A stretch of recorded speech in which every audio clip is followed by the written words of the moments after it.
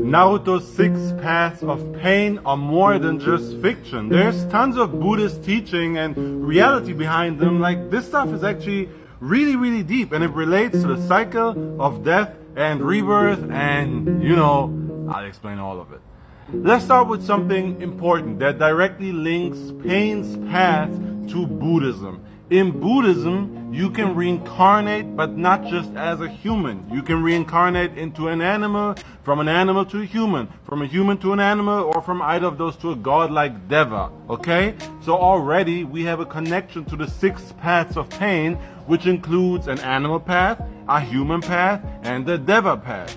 But those are just 3 of the paths within Buddhism, 3 of the realms that one can be reborn into. Specifically, Buddhism has 6 realms, each represented by one of pain's paths, and let's just start with the lowest and most terrifying one. Jigokudo. This is hell. In Naruto, this is the Naraka path, and Naraka is just a Hindu term for hell, hence why in the anime he summons Enma, the king of hell, to question people and rip out their tongue.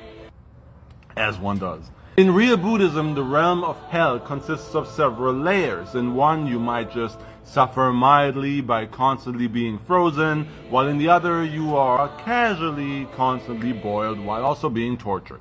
Remember how I started off saying that anyone, animal, human, anyone can be reborn into any realm, into any being, and that's true, but your karma is the factor here. If your karma is super low, you are reborn here in hell. And the worse your karma, the worse the level of hell that you occupy. So the ripping out the tongue torture that we see in Naruto, for example, that would be how liars get punished here. But unlike the Christian hell, this one is not eternal. You only get punished until your suffering balances out your karma. So that's the lowest of the realms. A bit better off are the people in the 5th realm, Gakido. In Naruto, this is the Preta path, and Gakido is inhabited by Preta, which is simply a word for ghosts. In fact, they don't have their own, area like hell. They occupy our earth. They're just invisible to our eyes, just like ghosts. And Pretas are beings that in their previous life were too greedy. That's what they're being punished for. And the punishment for them is that they can never quench their thirst or their hunger. They always feel like they need something. It's never enough. And this is constantly haunting them, and they're suffering because of it.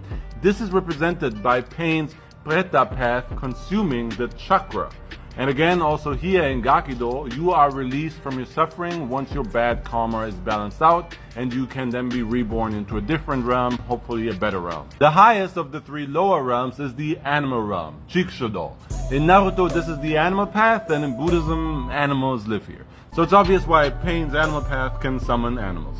Animals suffer from the vice of being driven only by instinct. And I'm probably not the only one that's like, yo, it'd be so cool to be reborn as a gorilla or a lion, it's dope, we think, but as one of the lower realms, being reborn as an animal is considered a punishment. Why? Because in Buddhism, the ultimate goal is to escape rebirth, to be enlightened, and to reach nirvana. And for that, you have to be free of vices. And you are reborn an infinite amount of times until you manage to find enlightenment. But it's hard to do that in the lower realms. Like, how are you going to attain inner peace when you're constantly being tortured? How are you going to attain inner peace when you're constantly starving, or when you're just an instinct-bound animal? So it's hard to escape your vices and reach enlightenment in the lower realms, which is why you don't want to be there. But now we move up to the higher realms, y'all. The lowest of which is the 3rd realm, the Ashura-do. And this is where the Ashura reside, and you probably know them. 6 arms, 3 faces, also is the power that Zoro channels. And Ashura are beings of war. They love destruction, they love causing pain, and any being that is about that is reborn here in Ashura-do. Ashura constantly wage war amongst each other, but also against the higher realms. They cause pain and disaster for humans in our human world, which we'll get to later, and they are constantly fighting the devas in the highest realm, which we'll get to a bit later. The Ashura are filled with anger and jealousy. That's their vice, and that's why they are stuck there. Like any other realm, the goal of an Ashura is to reach enlightenment, but it's hard for them to do with all that anger and all that war waging. So despite their power, they are lower than humans, and a human wouldn't want to be reborn as an Ashura. For an animal though, it's like, damn son, winning. But for a human, it's a step down. And considering that the Ashura are all about war, you now understand why the Ashura path in Naruto is shooting missiles, having all that weaponry, while having also, the 6 arms and that Ashura-like appearance. It makes sense, that's where it comes from. Moving on to the second highest realm, our realm, Nindo. In Naruto, this is also the human path, and all of us humans live here in Nindo. Were you watching this video, or you're in Nindo right now? And our main vice is that we have a lot of desire. But if a human can strip itself of that desire, it can reach enlightenment. And like all other realms, our karma determines where we are reborn after death. Terrible karma might see you reborn into a lower realm, like hell, where your suffering has to balance out your karma. Or you could become an animal and you live out your days as an animal until you re-enter the karma lottery. To be reborn into a human, though, you generally need very good karma. This is the second highest realm after all. Still, within our realm, there are layers. Those with better karma might get a better starting position in life, like being born into a noble family, which means you are less burdened and freer to pursue enlightenment. Despite being the second highest realm, the human path in Naruto is simply used for intel, but I guess it kind of makes sense since humans are considered the most eager to learn and to search for enlightenment, so that quest for knowledge might be represented in, the intel power. Those of us that have really good karma but not enough to be enlightened might be reborn yet again and take the karma lottery and make it to the highest of the realms, which is Tendo.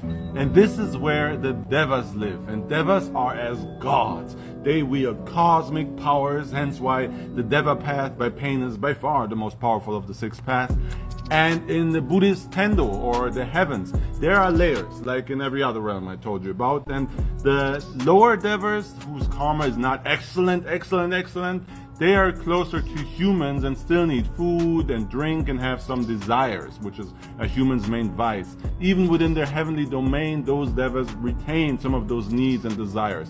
The higher Devas occupy the penthouse suites of heaven, and they no longer need any food nor any drink. They don't have any desires, yet they still live in absolute comfort and luxury. Their life is bliss, paradise, perfection, and they earned it by accumulating so much good karma throughout their life, whatever their previous life was. But this bliss, paradise, and perfection is also the vice of a Deva, because they can become too proud of their standing and too comfortable and look down on the other realms. And this pride is ironically the last thing standing between a Deva and enlightenment and reaching nirvana, escaping the cycle of death and rebirth. And when it dies, even a Deva is slave to its karma, the karma it accumulated while being a Deva in Tendo. Because this Buddhist heaven is not like the Christian heaven. It's not eternal. Once your good karma is used up, you enter that karma lottery again, and the karma you attained while in heaven determines what realm you are reborn into. Could be an Ashura, could be a human, could be an animal, could be hell.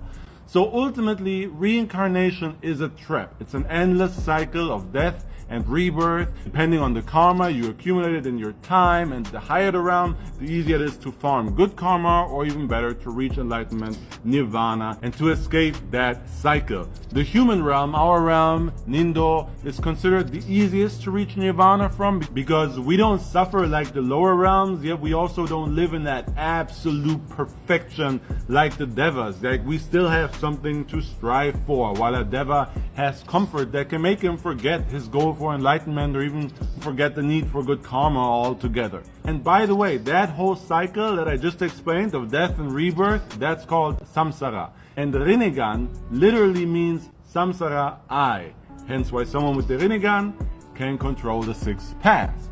And there you go. If you like that video, and if you like me highlighting mythology, history behind anime and manga, sometimes gaming and all, then please do consider hitting that follow button, because I do these every day. And if you follow, then I'll see you tomorrow. Alright? Alright.